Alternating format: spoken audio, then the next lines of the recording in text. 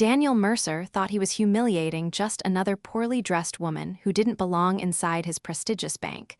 But 7 minutes later, while the marble lobby stood frozen in silence, security would be escorting him out of the very building where he once believed he held all the power.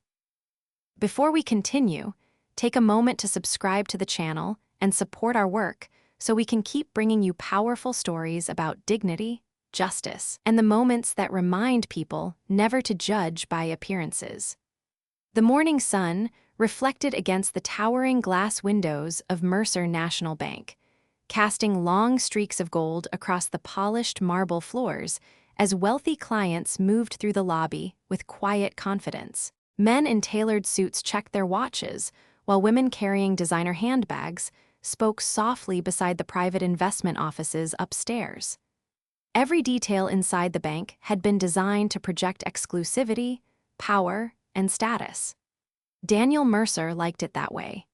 At 45 years old, Daniel carried himself with the polished arrogance of a man who believed he could measure someone's worth within 3 seconds of looking at them. His navy Italian suit fit perfectly against his broad frame, his silver cufflinks flashed beneath the lights, and his sharp blue tie remained perfectly centered even during stressful mornings. As regional branch manager of Mercer National's flagship Boston location, he took enormous pride in maintaining what he called a certain standard of clientele. To Daniel Mercer, appearances meant everything, and that was exactly why Claire Whitmore immediately caught his attention the moment she stepped through the revolving doors. She looked completely out of place among the wealthy customers surrounding her. At 38, Claire carried herself quietly, almost carefully, as though she had spent years learning how to avoid attracting attention. Her cream-colored sweater hung loosely over dark jeans, and her brown leather shoes showed slight signs of wear near the soles. A simple canvas tote bag rested against her shoulder, and her light brown hair was pulled back into a low ponytail without any effort to appear fashionable. No expensive jewelry, no luxury purse, no visible signs of wealth, yet despite her modest appearance, there was something calm about her presence. Something steady.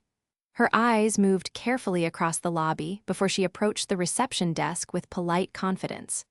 "Good morning," she said softly to the young receptionist. "I'm here to speak with someone regarding a foundation transfer and an investment account."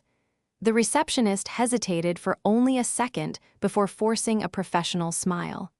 "Of course, ma'am. One moment, please." But before the young woman could continue, Daniel Mercer noticed Claire from across the lobby and immediately adjusted his suit jacket as irritation crept across his face. He had seen this situation too many times before, or at least that's what he believed. People wandering into elite financial institutions hoping to feel important. Dreamers pretending to belong among millionaires. Without hesitation, Daniel began walking toward the desk, his polished shoes echoing sharply against the marble floor. Several nearby employees subtly straightened their posture the moment they saw him approaching. Claire turned politely as Daniel stopped in front of her, offering a smile that never quite reached his eyes. "Good morning," he said smoothly. "I'm Daniel Mercer, branch manager here at Mercer National. How may I help you today?" Claire maintained her calm expression. "I'm here regarding a transfer for the Whitmore Educational Foundation. I was told your private investment division would assist me." Daniel's eyes flicked briefly toward her canvas bag, then toward her shoes, and finally back to her face. The faint smile on his lips tightened almost invisibly, and somewhere deep inside that gleaming marble lobby, judgment quietly began to take shape. Daniel Mercer had spent nearly 20 years building his reputation around one belief: wealth had a look. In his mind, truly important people carried themselves differently, dressed differently, spoke differently. They wore confidence like expensive cologne and moved through places like Mercer National as though the world naturally opened doors for them. Claire Whitmore, standing quietly at the reception desk with her faded brown shoes and canvas tote bag, did not fit the image he respected. And because of that, he had already decided exactly who she was before she spoke another word. "The Whitmore Educational Foundation?"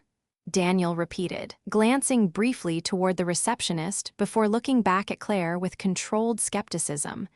I am not familiar with it. Claire nodded politely. That is understandable. We normally operate through smaller regional institutions, but our board recommended Mercer National for a long-term investment structure. Daniel folded his hands calmly in front of him, though the subtle tightening near his jaw betrayed irritation. He disliked situations that interrupted the polished rhythm of his morning, especially when clients upstairs worth tens of millions of dollars were waiting for private consultations. And what exactly is the size of this transfer? He asked. Claire opened her canvas bag carefully and removed a slim leather folder. The initial transfer is $6.4 million, she answered softly. The receptionist's eyes widened slightly. Even two nearby associates glanced up from their desks, but Daniel did not react the way Claire expected. Instead of surprise, suspicion darkened his expression almost instantly. His eyes dropped toward her simple sweater again before returning to the folder in her hands. $6.4 million, he repeated slowly, as though testing the words for dishonesty. Claire gave a small nod. The foundation recently expanded several scholarship and pediatric literacy programs throughout Massachusetts and Connecticut. We are restructuring our investments before the next funding cycle. Daniel forced a polite smile that carried no warmth whatsoever. I see. But he did not see. Not really. In his mind, none of it matched. People handling multi-million-dollar transfers did not arrive alone carrying canvas bags. They did not wear jeans to private banking appointments. They did not speak softly or avoid displaying status. Daniel believed wealth demanded performance, and Claire Whitmore was failing every requirement in his invisible rulebook.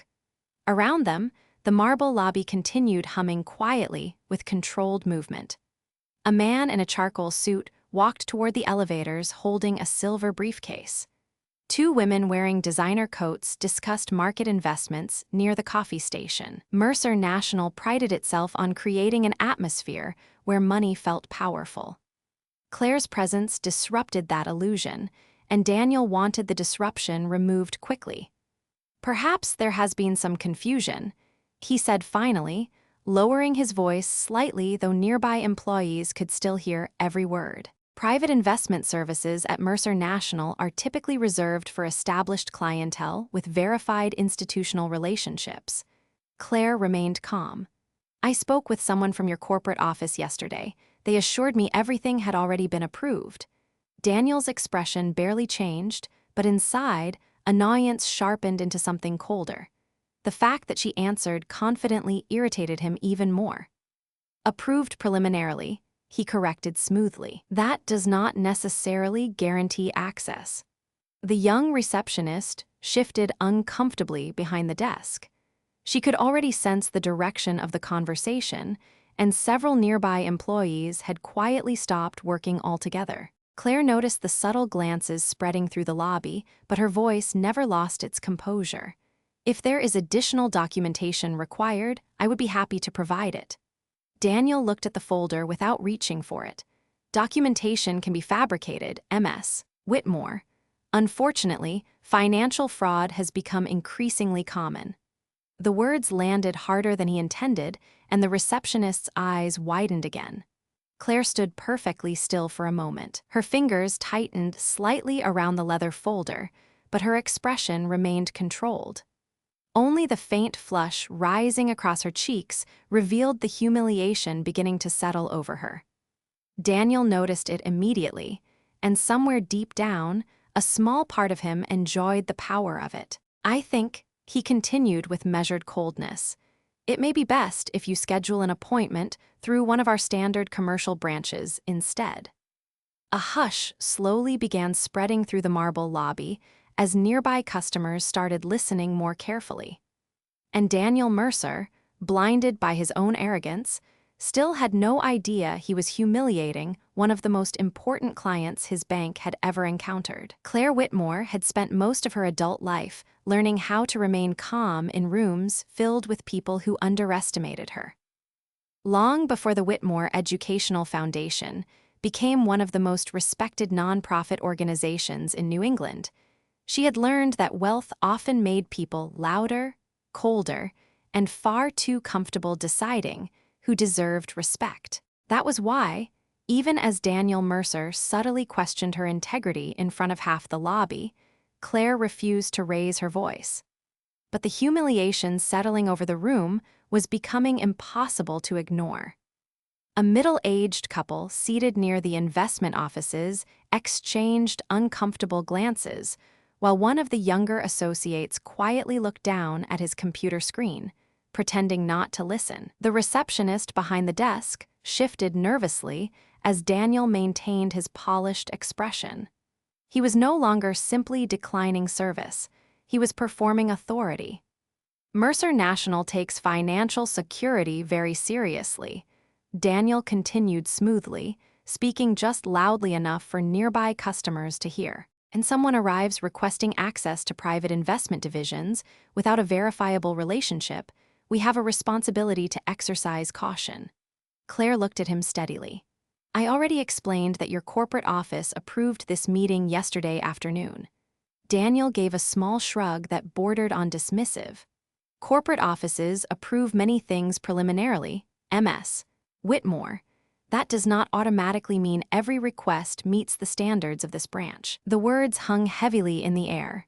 Standards of this branch. Claire understood exactly what he meant. Her eyes briefly moved across the marble lobby where polished shoes clicked softly against the floor and expensive watches reflected beneath crystal chandeliers. Daniel Mercer wanted everyone watching to understand one thing clearly. In his mind, she did not belong there. A faint flush spread across Claire's face, though her posture never changed. I assure you, she said quietly, the funds are legitimate. Daniel smiled politely, but there was something sharp hiding beneath it now. I am sure many people say that. The receptionist inhaled sharply at the comment. Even a nearby client lowered his newspaper slightly, surprised by how openly hostile the conversation had become. Daniel noticed the growing attention and, instead of backing away, leaned further into it. Public control mattered to him. He enjoyed the silent approval that often came when people saw him protecting the prestige of Mercer National. Perhaps, he continued, you would feel more comfortable at one of our standard retail locations outside downtown Boston. Those branches are equipped to handle smaller community transactions. Claire stared at him for a long moment. Her fingers tightened slightly around the leather folder containing documents worth more than Daniel Mercer could possibly imagine. Yet even then, she chose restraint. You have not reviewed a single page of the paperwork, she said softly. Daniel's jaw shifted almost imperceptibly. He disliked being challenged, especially by someone he considered beneath him. And I do not intend to until proper verification is established. Claire nodded once, slowly. So this decision is final? It is. Daniel straightened his tie with practiced composure. I cannot authorize private investment services under these circumstances. The marble lobby had grown noticeably quieter now. Conversations faded. A few employees pretended to organize paperwork while secretly listening to every word. Claire lowered her eyes briefly, and for the first time, the humiliation truly reached her. Not because of the rejection itself, but because Daniel Mercer had chosen to humiliate her publicly rather than treat her with simple human dignity. Then Daniel made the mistake that would destroy everything. He glanced toward the security desk near the entrance and gave a subtle nod. Two guards immediately looked over. If there is nothing further, Daniel said coldly, I am going to ask you to leave the premises. The room went nearly silent. Claire looked at him carefully, almost sadly now. Are you absolutely certain this is how you want to handle this? Daniel barely hesitated. People who belong in institutions like Mercer National do not usually arrive looking like they wandered in off the street. A hush fell across the marble floor. One of the younger employees looked physically uncomfortable. Another customer slowly lowered his coffee cup in disbelief, but Daniel Mercer did not notice the shift happening around him. He was too consumed by his own arrogance to recognize that the quiet woman standing in front of him was no ordinary customer. And somewhere beyond the private executive elevators upstairs, events were already beginning to move against him. For a moment, nobody moved. The entire lobby of Mercer National seemed suspended in an uncomfortable silence as Claire Whitmore stood near the reception desk, with the leather folder still pressed gently against her side. Daniel Mercer remained perfectly composed on the surface, but inside, he felt the familiar satisfaction of asserting control. He believed he had protected the prestige of his branch from someone who did not belong. What he did not realize was that several people watching the exchange were no longer looking at Claire with judgment. They were looking at him. One of the younger associates behind the investment counter shifted nervously and glanced toward the executive elevators at the far end of the lobby. Even the two security guards approaching slowly from the entrance looked uncertain now. Claire noticed all of it, yet her expression never hardened. She did not raise her voice. She did not argue. Instead, she slowly placed the leather folder on the marble counter and reached into the pocket of her sweater for her phone. Daniel watched her carefully, his lips tightening with quiet annoyance. "If you are attempting to contact someone at corporate," he said coolly, "I assure you this branch maintains full authority over who receives private banking access." Claire looked up calmly. "I am not contacting corporate." She typed a short message onto the screen, no more than a few words, then locked the phone again. Daniel almost laughed. The confidence in her voice irritated him even more now because it sounded genuine. "MS. Whitmore," he said, lowering his voice as though offering patience she did not deserve, "you are creating unnecessary disruption for my clients." Claire slipped the phone back into her pocket. "I think the disruption already happened." The words landed softly, but something about them unsettled the room. Daniel straightened his shoulders immediately. "Security," he said without taking his eyes off her. "Please escort the lady outside." The two guards exchanged quick glances before walking closer. One of them, an older man named Frank, slowed as he approached Claire. He had worked security in Boston for almost 15 years, and instinct told him something about this situation felt wrong. Claire turned toward him politely before he could speak. "It is all right," she said gently. "I can leave if necessary." Daniel nodded sharply, eager to end the scene before more attention gathered. "Thank you for cooperating." But before anyone could move another step, a soft chime echoed from across the lobby. The private executive elevator doors opened. At first, nobody paid attention. Then 3 men in dark tailored suits stepped out rapidly, followed by a silver-haired woman carrying a tablet against her chest. Their pace was fast. Focused, not the relaxed movement of executives heading to a meeting. The atmosphere inside the lobby shifted almost instantly. Several employees straightened. The receptionist's eyes widened in confusion. Daniel turned slightly, irritation crossing his face as he recognized the group approaching. Leading them was Charles Holloway, the bank's chief executive officer for the entire Northeast Division. Daniel's stomach tightened immediately. Holloway almost never visited the Boston branch without advance notice, and he certainly did not rush through the lobby like this. But what unsettled Daniel even more was the expression on Holloway's face. Concern. Real concern. The executive team moved directly across the marble floor toward the reception area without slowing. Conversations throughout the lobby stopped completely now. The only sound came from the sharp echo of expensive dress shoes against polished stone. Claire remained perfectly still beside the counter, while Daniel forced a quick professional smile and stepped forward. "Mr. Holloway," he began, "we were just handling a minor situation." Holloway ignored him entirely. He walked straight past Daniel Mercer as though the branch manager no longer existed. Then, in front of every employee and customer in the lobby, the powerful executive stopped directly in front of Claire Whitmore.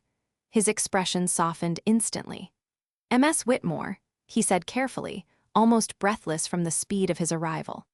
"I am deeply sorry for what happened here." The room went silent. Daniel Mercer froze where he stood, his confident expression collapsing inch by inch as realization finally began creeping across his face like cold water. The silence inside Mercer National deepened so completely that even the distant ringing of office phones upstairs seemed muted beneath the weight of the moment unfolding in the lobby. Daniel Mercer stood motionless beside the reception counter, his polished confidence beginning to crack as Charles Holloway faced Claire Whitmore with visible concern. Around them, employees who only minutes earlier had avoided eye contact with Claire now stared openly in disbelief. Daniel tried to recover immediately. Years in executive management had taught him how to survive uncomfortable situations through confidence and controlled language. "Mr. Holloway," he said quickly, forcing a strained smile back onto his face, "there appears to have been some confusion regarding verification protocols." Holloway turned slowly toward him, and the coldness in the executive's expression made Daniel's stomach tighten even further. "Confusion?" Holloway repeated quietly. The silver-haired woman standing beside him opened the tablet in her hands and spoke carefully. "Ms. Whitmore's meeting was personally approved by corporate at 7:30 this morning.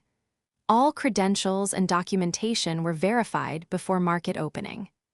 Daniel blinked once. Hard. The young receptionist behind the counter looked down immediately, suddenly understanding the scale of what was happening. Claire remained silent, her hands folded calmly in front of her while Holloway continued speaking. "Do you have any idea," he asked Daniel, "who Ms. Whitmore is?" Daniel hesitated, and that hesitation answered everything. Holloway exhaled sharply through his nose, disappointment written across his face. Claire Whitmore founded one of the largest educational nonprofit organizations in the Northeast. Her foundation has funded literacy programs, pediatric hospitals, scholarship initiatives, and community learning centers in 6 states. A murmur spread quietly through the lobby. One of the older clients near the elevators slowly lowered his glasses in recognition. Another employee stared at Claire with sudden embarrassment, but Holloway was not finished. "Whitmore Foundation is also preparing to move more than $200 million in long-term charitable investment assets over the next 18 months. Daniel's face lost color. Completely. $200 million. The number echoed silently through his mind, while every word he had spoken over the last several minutes came rushing back with horrifying clarity. He had questioned her legitimacy, suggested fraud, ordered security to remove her from the building, and worst of all, he had done it publicly. Holloway's voice grew colder now. "Ms. Whitmore specifically requested Mercer National because she believed our institution valued integrity and professionalism." Claire finally spoke, her voice still calm despite the humiliation she had endured. "I believed people would be treated with dignity here regardless of appearance." The words hit harder than shouting ever could have. Daniel opened his mouth quickly. "Ms. Whitmore, if there has been any misunderstanding?" "Misunderstanding?" Holloway interrupted sharply. "You attempted to remove one of the most respected philanthropic leaders in this region because she was not dressed according to your personal standards." The room went silent again. Daniel could feel eyes turning toward him from every direction now. Employees, clients, security guards, all watching the branch manager who only minutes ago had stood there with absolute authority. His carefully constructed image was beginning to collapse right in front of them. Claire looked at Daniel steadily, not with anger, but disappointment. That expression unsettled him more than rage would have. "I asked you several times to simply review the documentation," she said softly. Daniel swallowed hard. "I was following security protocol." But even as he spoke, he knew nobody believed him anymore. The receptionist looked visibly uncomfortable. One of the guards folded his arms and looked away. The younger associates behind the desks could barely hide their expressions now. Holloway stepped closer to Daniel, lowering his voice enough that only nearby employees could hear clearly. "Protocol did not make you humiliate her." Daniel's breathing grew shallow. He suddenly understood the true danger of the situation. This was no longer about one customer interaction. Mercer National marketed itself as a bank built on trust, dignity, and ethical leadership. If word of this spread publicly, the reputational damage alone could cost millions. Holloway glanced toward the security guards briefly before returning his gaze to Daniel Mercer. "I need you to hand over your access badge immediately." Daniel froze completely. The marble lobby stood silent beneath the chandelier lights as realization finally settled over him in full. His career at Mercer National was ending exactly where his arrogance had begun. Daniel Mercer stared at Charles Holloway as though the words had arrived in a language he no longer understood. "Hand over your access badge." The sentence echoed through his mind while the marble lobby around him remained trapped in absolute silence. Only minutes earlier, he had controlled everything in that room. Employees waited for his approval before speaking. Clients treated him with polished respect. Security responded the moment he gave instructions. Now, every ounce of that authority was slipping away in front of dozens of watching eyes.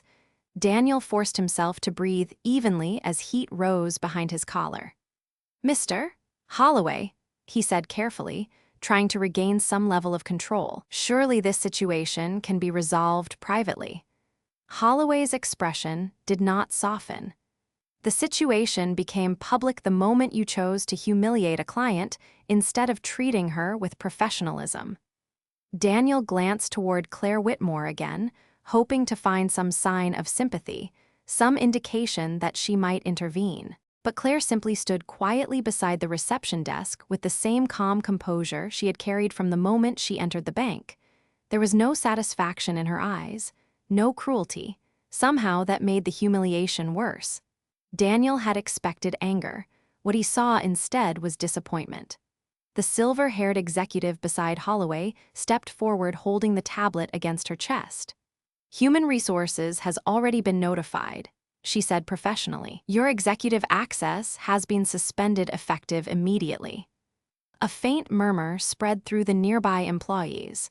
One of the younger associates looked down quickly, pretending to organize paperwork while secretly listening to every word. Another employee near the elevators exchanged stunned glances with a coworker. Daniel Mercer had built a reputation inside Mercer National as untouchable. Watching him lose everything this quickly felt surreal, even to the people who disliked him. Daniel removed his security badge slowly from his jacket pocket, his fingers noticeably unsteady now. The polished confidence that once defined him was gone. In its place stood a man realizing that years of ambition had just collapsed because he judged another human being by appearances alone. Holloway accepted the badge without ceremony. "Security will escort you upstairs to collect your personal belongings." Daniel's jaw tightened. After 18 years with this institution, Holloway held his gaze firmly. 18 years should have taught you how to recognize dignity when you see it.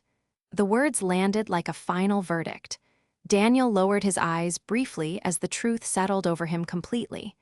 Around the lobby, employees who once feared his authority now stood in quiet silence. No one defended him. No one stepped forward to support him.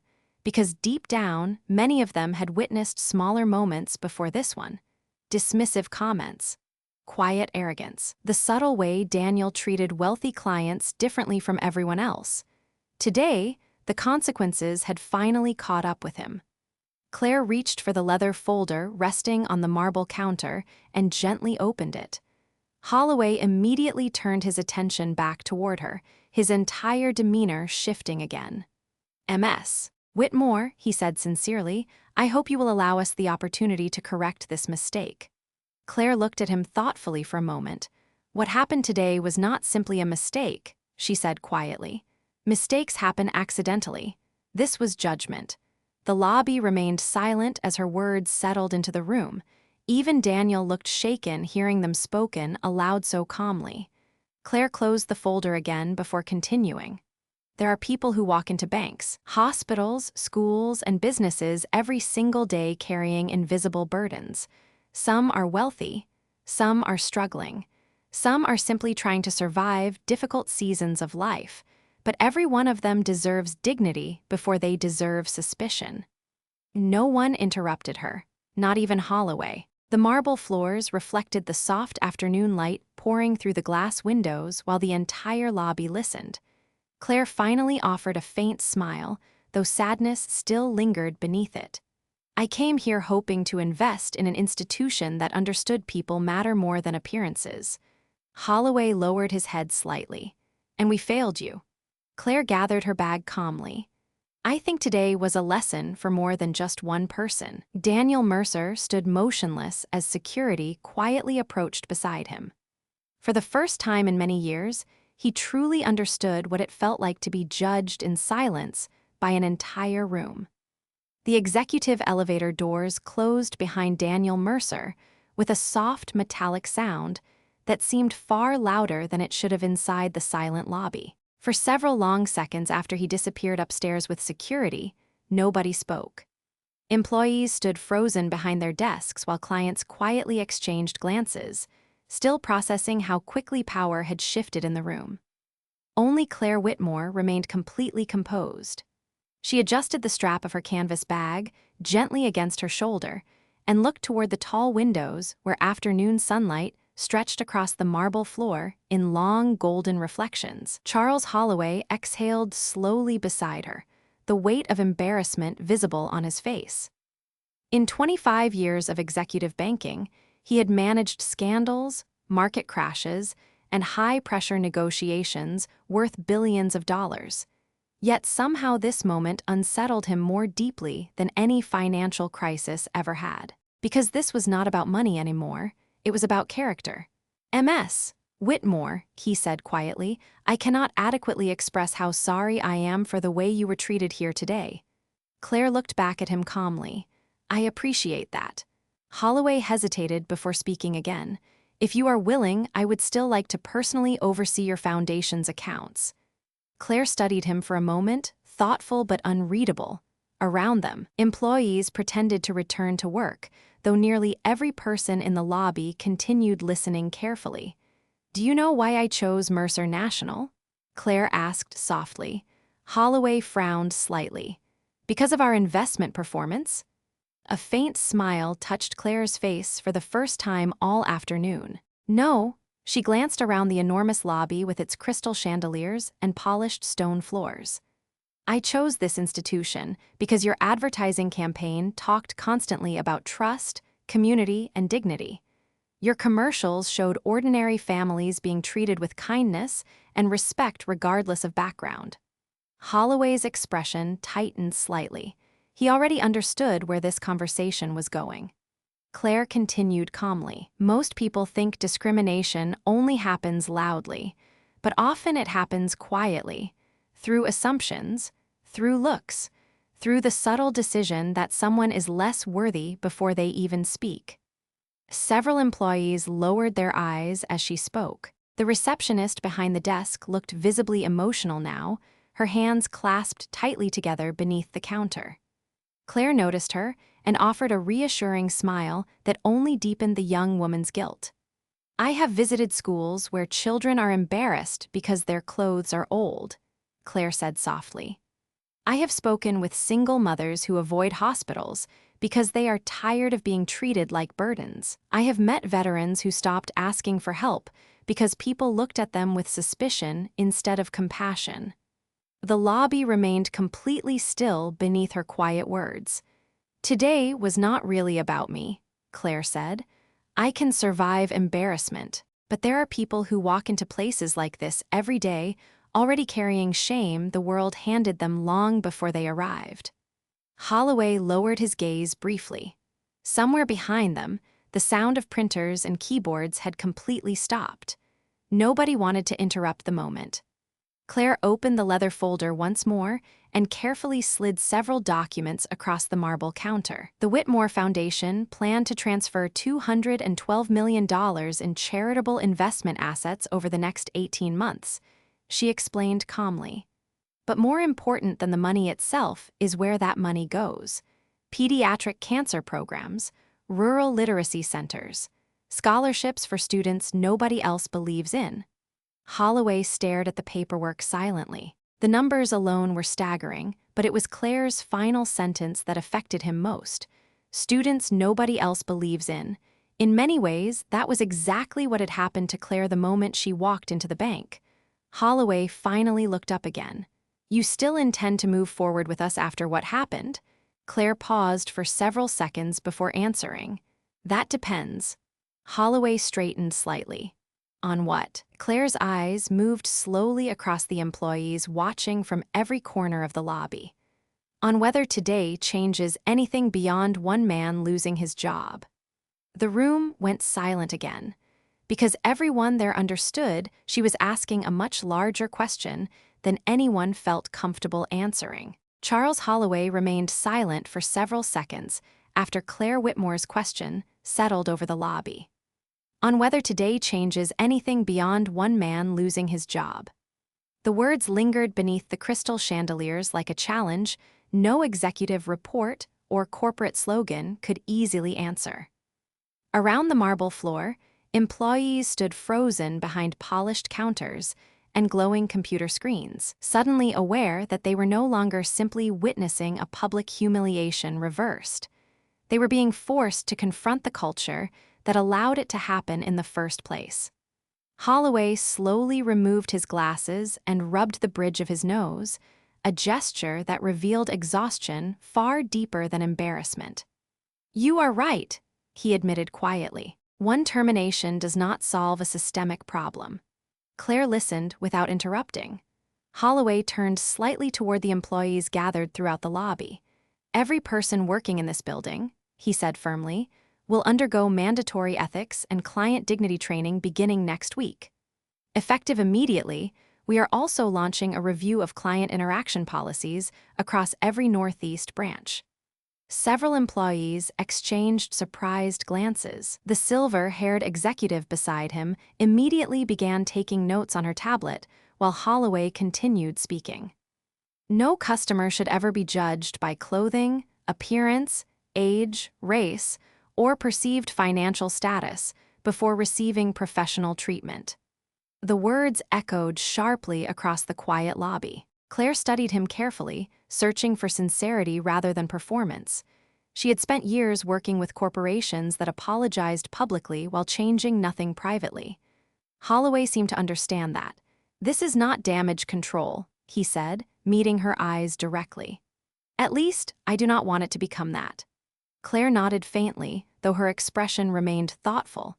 Near the reception desk, the young receptionist finally stepped forward hesitantly. "Ms. Whitmore?" she asked softly. Claire turned toward her immediately. The young woman looked nervous enough to tremble. "I should have spoken up earlier," she admitted quietly.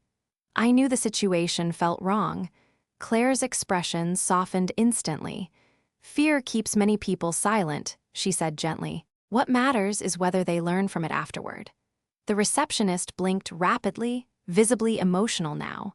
Nearby employees lowered their eyes again, each silently measuring moments in their own careers when they had witnessed unfairness and chosen comfort over courage. Holloway glanced toward the executive elevators where Daniel Mercer had disappeared minutes earlier. Daniel believed prestige protected this institution, he said quietly. But he forgot something important. Claire looked at him calmly. "What is that?" Holloway's voice lowered. "The way people are treated when they appear powerless reveals the true character of an institution." A hush fell across the marble lobby again. Claire slowly closed the leather folder and rested both hands gently on top of it. "When I started the Whitmore Foundation," she said softly, "I worked from a folding table inside a church basement with 2 volunteers and a borrowed printer. During our first year, several banks refused to meet with us because they assumed small nonprofit organizations were not worth their time." Holloway listened carefully. "One branch manager actually told me charitable work was emotionally admirable but financially insignificant." A faint sadness crossed her face at the memory. "That same year, we funded reading programs for nearly 400 children. Several employees looked visibly ashamed now. Claire continued calmly. "People often underestimate quiet individuals because they confuse humility with weakness." Holloway nodded slowly. And today we underestimated the wrong person. Claire offered the faintest smile. No, today your institution underestimated the wrong values. The distinction hit harder than anyone expected, because Claire Whitmore was not standing there demanding revenge, attention, or power. She was demanding reflection, real change.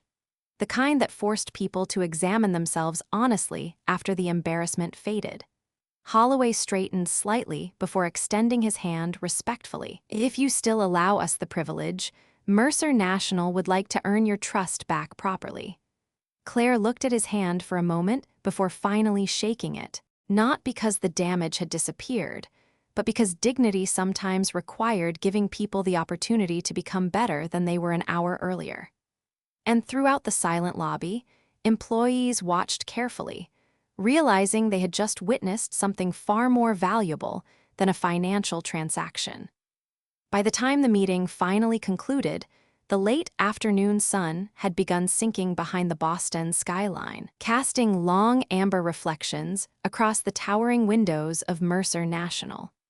The atmosphere inside the lobby had completely changed from the cold tension that greeted Claire Whitmore when she first arrived that morning. Employees who once avoided looking at her now held doors open respectfully as executives personally escorted her toward a private conference room upstairs. Yet despite everything that had happened, Claire moved through the building with the same quiet composure she had carried from the beginning. No arrogance, no triumph, no desire to embarrass anyone further. That was the part many people in the lobby would remember most long after the day ended. Inside the executive conference room, overlooking downtown Boston, Claire finalized the first stage of the Whitmore Foundation investment transfer with Charles Holloway and several senior financial advisors. But before signing the final documents, she requested one additional condition. I would like Mercer National to establish a permanent community dignity initiative, she said calmly. The executives exchanged curious glances. Holloway leaned forward slightly. What would that involve? Claire folded her hands gently on the table. Financial literacy workshops in underserved neighborhoods, scholarships for students pursuing ethics and public service careers, staff volunteer programs in schools and hospitals, and mandatory dignity training for every employee interacting with the public. The room grew quiet as the executives listened carefully. Claire continued softly. Institutions shape culture more than people realize. Every interaction teaches someone whether they matter or not. Holloway nodded slowly. And you are willing to help us build that? Claire offered a faint smile. Only if the goal is genuine change rather than public image. Holloway extended his hand immediately. Then you have my word. 2 hours later, Claire finally stepped back into the marble lobby carrying her canvas bag and leather folder once again. Most employees were preparing to leave for the evening now, but several quietly paused as she passed. The young receptionist hurried around the desk nervously. Ms. Whitmore? Claire turned kindly toward her. The young woman hesitated before speaking. Thank you, she said softly. Claire looked surprised. For what? The receptionist swallowed hard. For handling everything the way you did. Most people with power would have tried to humiliate him back. Claire's expression softened gently. Humiliation rarely teaches the lesson people think it does. The young woman lowered her eyes thoughtfully. Claire glanced once more across the enormous lobby, where employees now moved with noticeably different energy than before. Conversations were quieter. Smiles looked more genuine. Even the security guards seemed more attentive to the people entering through the revolving doors. Small changes, perhaps, but real ones. As Claire approached the exit, Charles Holloway walked beside her personally. I hope this building feels different the next time you visit, he said quietly. Claire paused near the glass doors and looked back one final time at the marble floors, polished counters, glowing chandeliers, and employees beginning to understand the true meaning of professionalism beyond appearances. That depends on what happens when the next quiet person walks through those doors, she replied softly. Holloway nodded without speaking because he understood exactly what she meant. Outside, the cool Boston evening air drifted through the streets as Claire stepped onto the sidewalk beneath the fading golden light. Cars moved slowly through downtown traffic, while office workers hurried home, carrying briefcases and coffee cups, most unaware of the lesson that had unfolded inside Mercer National that day. Claire adjusted the strap of her canvas bag and disappeared quietly into the crowd, looking no different than any ordinary woman walking through the city. But behind her, inside a building built on power and wealth, people would remember that day for years to come. Not because a powerful executive lost his career, not because millions of dollars changed hands, but because one quiet woman reminded an entire institution that dignity is not something earned through status, clothing, or wealth. It is something every person deserves the moment they walk through the door. And that evening, beneath the glow of marble and glass, Mercer National finally began learning the difference between prestige and character.